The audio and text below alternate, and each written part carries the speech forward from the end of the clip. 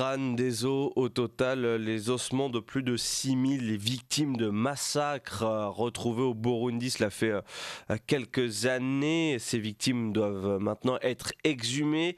6 fosses communes datant de 1972.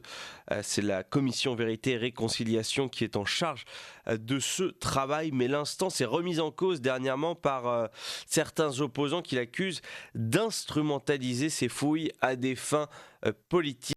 À Bujumbura, on retrouve Léonce Bitario.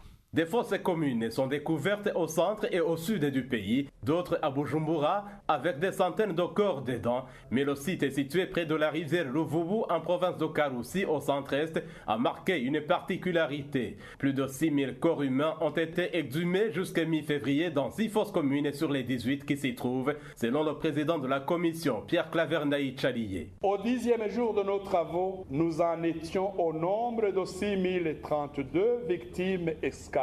En plus des ossements, nous avons retrouvé des habits pour hommes et femmes, des chaussures, des chapelets, des chaînettes, des lunettes, des douilles de fusil, des balles de fusil, etc.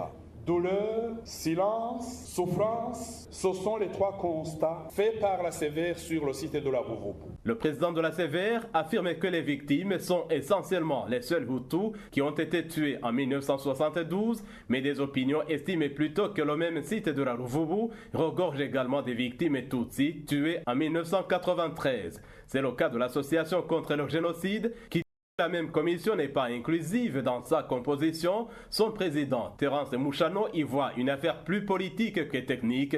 Pour lui, il aurait fallu au moins l'utilisation de l'ADN et ou du carbone 14 dans l'identification des victimes, ce qui n'est pas encore le cas. Léonce Bitario, Bujumbura, Médien.